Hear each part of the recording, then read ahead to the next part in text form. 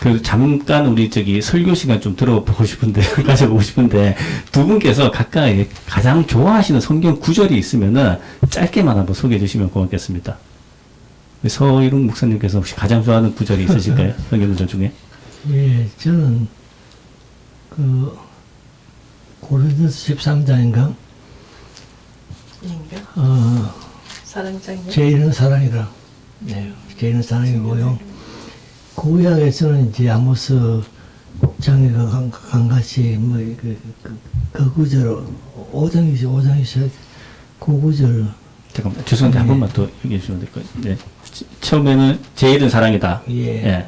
그리고 두 번째는 그 정의가 공유하는 정의하수같이 그러게 하라. 오케이. 네.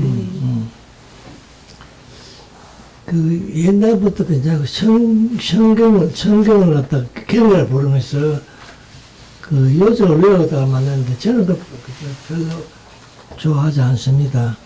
그런데 다 중요하죠. 근데 자기 취향대로 좋아하는 것도 있지 않습니까? 그래서 저는 사람밖에 사랑보다 더 좋은 거 없어요.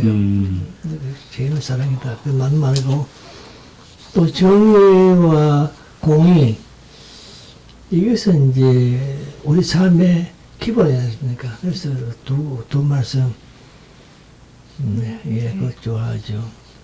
네, 감사합니다. 정국민 목사님께서는 길게 할까요? 짧게 할까요? 네, 짧게 해주시면 감사하겠습니다.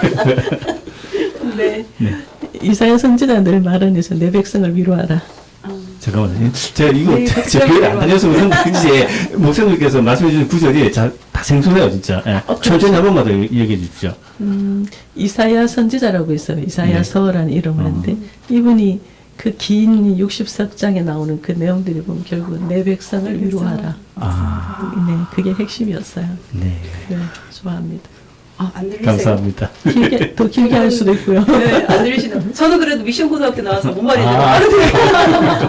차이죠. 네, 미션 고등학교를 나와가지고 아주 문제 알아들을 것 같아요.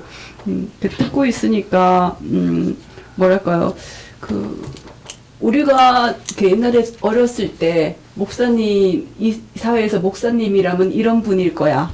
라는 이런 생각들이 있잖아요. 근데 이 살아오면서 나이를 먹으면서 그 목사님들에 대한 환상들이 다 깨져 버렸어요. 근데 이제 두 분 목사님하고 이렇게 얘기를 나누다 보니까 그때 우리가 이렇게 선망의 대상이 우리가 생각하는 목사님은 이런 분일 거야 라고 했던 그런 모습들이 보여서 정말 이 시간이 너무 행복합니다. 감사하고요. 그렇습니다. 목사님들이 어떻게 성경을 해석하는 능력을 가져야지 올바른 교회로 나갈 수 있을까? 막 이런 것들에 대해서 이제 고민들을 좀 해보셨나요? 그런 고민들이 계시면 한번 들어보고 싶습니다. 근데 아까 잠시 말씀드렸지만 성서 책 읽는 책 바이블 그런데 이걸 경으로 읽어요. 성경 경영. 그런데 이거는 좀 과장된 이제 표현을 보고요. 그건 책으로 보면 됩니다. 특히 구약 같은 책은 재밌잖아요. 그냥 줄이 읽으면 되는 거고. 근데 이제 그 저자들이 다 자기 생각대로 이제 쓴 거예요. 근데 그걸 가지고 이제 정하는 좋은데 그걸 쳤다와 해가지고 하기 시작하면은 해석도 가져가시고 또 거기에 따라서 이제 교파다. 전국에서 이제 모든 교파들이 갈라진 이유가 아까 내가 요약했는데, 제가 좀 다른 이야기입니다. 노무현 대통령이 서거하고 난 다음에 49세 때인가 제가 그 기독교 회관에서 이제 목사들 모여가지고 기도를 하는데, 그때 제가 설교를 하면서 그렇게 이야기했어요. 노무현 대통령은 내가 봤을 때는 우리에게 보내신 하나님이다. 예수다. 막 그런 이야기 했죠. 부끄럼 없이 나는 그렇게 봐요. 그런데 이제 그가 시비를 걸더라고. 내가 그렇다는데 네가 와 시비 건데? 네가 노무현 대통령 살아본 적 있나? 그런데 내가 볼 때는 그분이 우리를 위해서 우리 그 역사 속에서는 참 아름다운 삶을 사셨는데 나는 예수를 본다. 그거 뭐 하지 마라. 제가 그렇게 했는데 왜 그렇게 하냐면 성서 거기 그런 예수의 행적 속에 다 녹아 있으니까 그 예수가 하면 그거 가고 다른 사람은 그런 거 하지 않습니까? 그래서 내가 예수도 십자가 졌잖냐. 그러면은 그 외에도 의원 십자가를 지금 세인데 그런 사람들 예수가 구분해야 되나? 그럼 그분도 다 예수잖아. 그렇게 하면 되는데 이제 그런 생각인데 그 성경을 정말로 그 아주 일수익으로 보지 말고 넓게 성경 읽으면 좋은데요. 성경 좀 가지고 외국 안 했으면 좋겠어요. 내가 간 게 나중에 보니까 성경을 번역한 그 번역본들이요 엄청 되게 많지 않습니까? 그 번역본마다 본들이 다 달라요. 그 어느 게 맞고 어느 게 틀리겠어요. 그때 그래서 모든 사람들이 다 히브리 말 다 공부하고 그럴 필요 없지 않습니까? 이제 뭐 번역 기술 다 좋은데 그래서 자기가 맞는 생각 가지고 재밌게 보면 돼요. 네, 재밌게 보면 됩니다. 네, 감사합니다. 그리고 저희 또 뜬금없는 질문이긴 한데, 우리 이제 대한민국에서 이제 조직력이 가장 강한 집단이 이제 군대하고 종교 집단 뭐 이렇게 이제 표현을 하는데, 그래서 이제 보수 정치인들이 기독교 쪽에 가서 표를 얻으려고 많이 구걸하고 있지 않습니까? 예. 근데 우리는 그 기독교 교인들이 진보적인 생각을 가졌으면 우리 정말 좋을 것 같은데, 혹시 이렇게 할 수 있는 방법 혹시 생각해 보신 적 있을까요? 기독교인들이 진보적인 성향이 될 수 있도록. 저는 아까 그 질문하고 연결을 시켜서 뭐 같은 대답이 될 것 같으네요. 교회가 자기 담을 허물어야 돼요. 지금 이제 교회가 여러 가지 폐단이 나는 이유가 우리 교회만이라고 하는 아주 우리를 그걸 개교회주의라 그랬는데 개별적인 내 교회만 중요하다고 생각하는 게 너무 강해져 버렸어요. 어쩌다 이렇게 됐는지. 그래서 내 교회만, 내 목사님만, 내 교인만 쳐다보는 데서부터 벗어나서 교회가 담을 허물고 골목으로 세상으로 사회 문제 같은 게 교회에 들어오기도 하고 교회 문제가 사회에 나가기도 해서 좀 담도 없고 문도 없이 달랑달랑 할 수 있으면은 그 관점으로 성경을 볼 수 있거든요. 그러면 성서가 얼마나 인문학적 해석이 가능하며 사람 사는 세상의 상식적이고 원칙적인 이야기인지를 알게 돼요. 이게 뭐 신탁이라고 해서 신이 갑자기 하늘에서 떨어져서 뜬금없이 하는 내용이 아니고요. 가장 역사 한가운데서 역사를 살아가는 힘든 사람들을 향해서 했던 예수의 말씀이기 때문에 지금도 역시 그렇게만 한다면은 교회는 굉장히 건강해질 거예요. 이제 그런 점에서 교회가 성경을 파고든다기보다 이제 좀 세상으로 나가봐라. 좀 그 얘기를 권하고 싶어요. 뒷질문이 뭐였죠? 네? 아니, 교회가 이제 좀 더 진보적인 성향으로 말씀이 맞는 것 같아요. 그렇죠. 담장을 낮추고 세상으로 바뀌어 그래서 나가자. 그런 진보가 진보랄 것도 없이 네. 일단은 극우가 이렇게 뭉쳐 있는 네. 거니까 그래서 벗어나게 되면 아주 조금씩 건강하게 되면서 어울리고 같이 모든 문제를 두고 기도하고 그래서 또 같이 이제 대화도 나누고 그런 게 가능해질 겁니다. 네. 그런데 교회는 말 그대로 교회예요. 뭐 교회가 간 게 건물 아니거든요.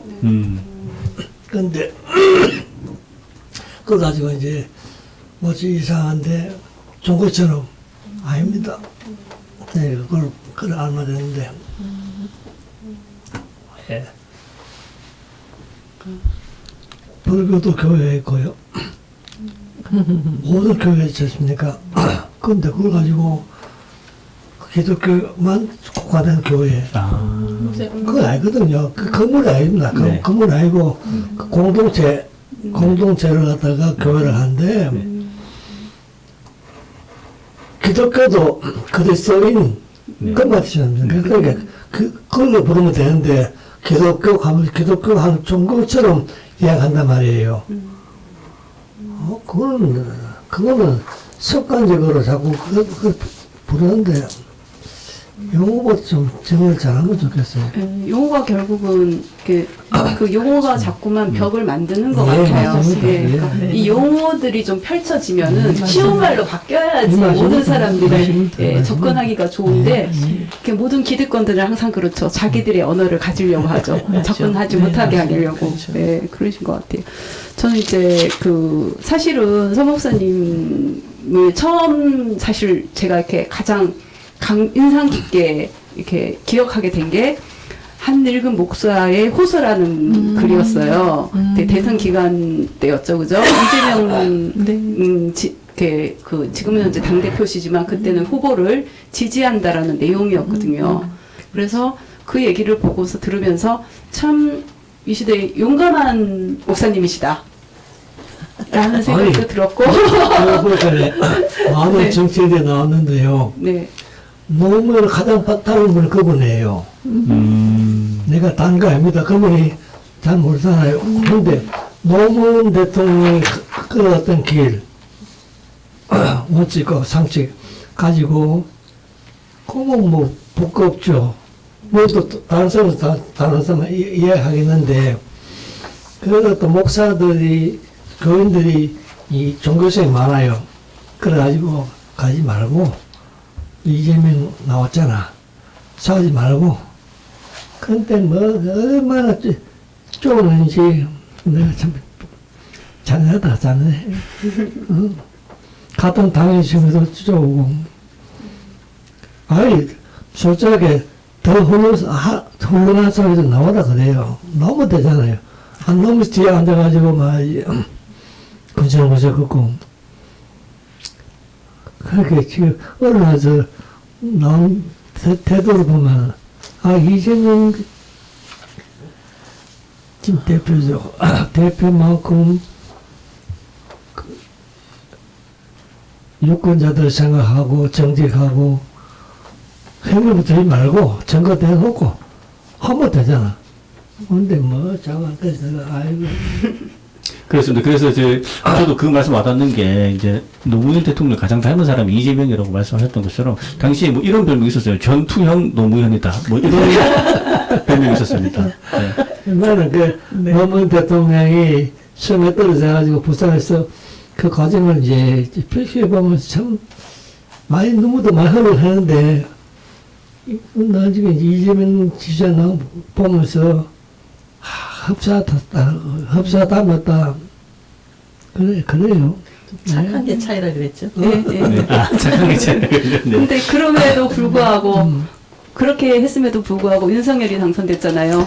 그때는 어떠셨어요? 나는 좀 기절했는데 나는 요새 뭐 농담 삼아 하지 않습니까? 두 번째 것은 나는 이거는 농간이라고 봐요. 어떤 세력들에 의한 농간인데, 용서 안 해요. 거기 뭐를 이제 그건 모르겠는데, 제가 내 주변에서 그런 분 있어요. 내가 보면, 말 상합니다. 말 섞지도 않아요. 섞어도 뭡니까? 똑같은 일 하던데. 어떻게 그럴 수 있어요? 지금 하는 거 보면, 말도 못하겠는데, 그렇게 할 필요 없어요. 네. 그렇죠. 뭐 다 알고 있는 얘기인데, 그래도 이제 가장 최근에 우리를 가장 속상하게 만들고 아프게 만들었던 12구 이태원 참사 있었죠. 이게 이제 이 정부의 모든 민낯을 그대로 보여준 사건이라고 생각이 들거든요. 근데 지금 이제 유가족 협회가 이제 구성되고 있고, 국정조사도 진행되고 있고, 이렇게 되고 있는데, 아까 앞에도 잠깐 얘기한 적이 있지만, 이태원 참사를 보시면서 어떤 심정이셨을까요? 비참하죠, 뭐, 비참. 나는 비참하고요. 할 말도 없고요. 모든 거 우리 잘못이기도 하고요. 그런데 이제, 비겁해가지고 싫어요. 이 정부가 비겁해서 싫고요. 예, 그래요. 그 네. 아픈 사람 뭐 어떻게 위로하겠어요? 정 목사님 눈물부터 나시나요?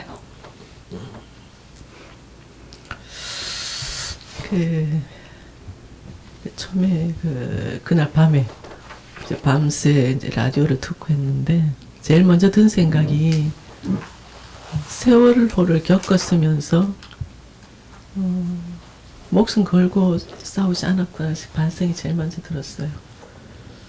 이제 그리고 그 이후에 누군가가 얘기를 그랬더라고요. 세월호의 과거가 광주 참사였고 이태원은 세월호의 미래였다. 너무 후회되고 그게 제일 먼저 든 생각이었어요. 이태원 관련해서는. 예.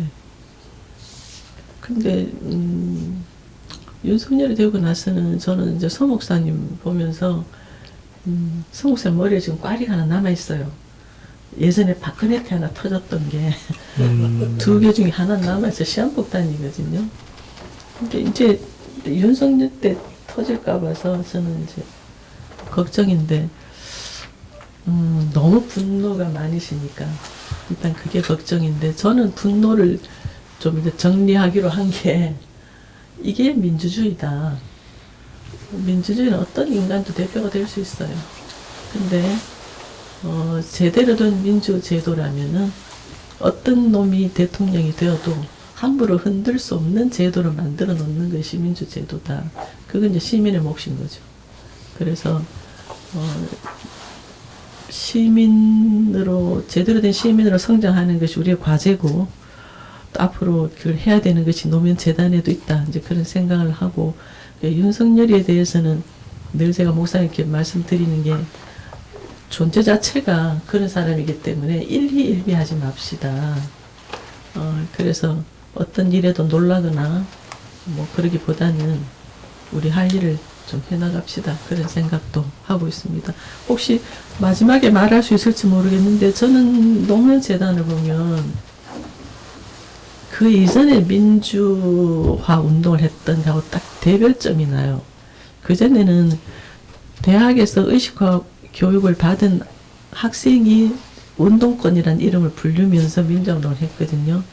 그때가 김대중 대통령 때가 좀 많이 그 정점이 되었을 때라면은 노무현 대통령을 지지하거나 노무현 재단의 회원이 되었거나 사랑하는 사람들 운동권 아니에요. 운동권은 그 다른 사람을 좋아했어요. 그게 이제 예를 들어 김근태 선생님이라든지 이제 그분이 이어갈 뿐이라 그랬는데 말하자면 노무현 대통령은 시민들이 발견하고 사랑했거든요. 그래서 저는 볼 때는 그전이 운동권들이 이끌어온 민주운동이라면 지금은 시민이 이끌어가는 것이 민주운동이다. 노무현 재단은 시민을 양성하는 곳이어야 하고 성숙한 시민이 더 성숙한 민주제도를 만들기 위해서 헌신해야 하는 곳이다. 저는 노무현 재단이 시민이라는 데 좀 더 크게 방점을 찍었으면 좋겠다. 그 생각을 하고 있습니다. 저도 네, 저도 아멘입니다. 네. 저도 노무현 재단에서 이렇게 에 대한 제 마음도 항상 그렇거든요. 그런 헌신. 그러니까 아까 그 이태원 참사의 문제라든가 이런 문제들을 해결하기 위해서 결국 시민 정신이 성숙하는 것밖에 없다라고 말씀을 하셨고 또 제도적인 정비, 제도가 명확히 자리 잡으면 그렇게 될 것이다라고 했는데 저는 한 가지 여기에서 김대중 대통령님 때도 그랬고 노무현 대통령님 때도 그랬고 우리 민주화의 과정에서 이런 제도를 만들어 놨으니 이 제도가 어떤 놈이 들어와도 그렇게 쉽게는 흔들리지 않을 것이다라는 얘기를 그때 했었거든요. 그런데 명박이가 들어오고 나서 금방 무너졌거든요. 그러고 나서 이후에 또다시 이제 문재인 정부 이후에 또 한 번 이제 윤석열 정부가 들어오면서 여기는 뭐 그냥 그대로 침몰을 하고 있거든요. 그래서 저는 사실은 제도적 체계를 갖춰서 지켜나가는 것들에 대해서 조금 회한이 와요. 어떨 만큼 조직적으로 철저하게 해놔야지 이게 지켜질 수 있을까? 그런 회한이 와서 더 단단해져야 더 단단해지는 정도가 아니라 그냥 단단해서는 안 될 것 같다는 생각이 드는 거예요. 그래서 그거를 만들기 위해서 도대체 우리는 어디까지 무엇까지 해야 되는가라는 고민들이 진짜 많이 듭니다. 네. 네, 그래서 그런 것들에 고민에 답을 좀 주실 수 있을까요? 아니요, 저는 이제 그런 생각도 하시고, 저도 그랬고, 이런 이제 시민들의 의식이 조금 더 깨어지면서 나름의 일들을 해나갈 것 같아요. 그게 어쩌면은 훗날 또 그런 말들 하겠죠. 윤석열 효과라고. 또 그런 좋은 말 나올 때를 또 만들어야죠. 뭐.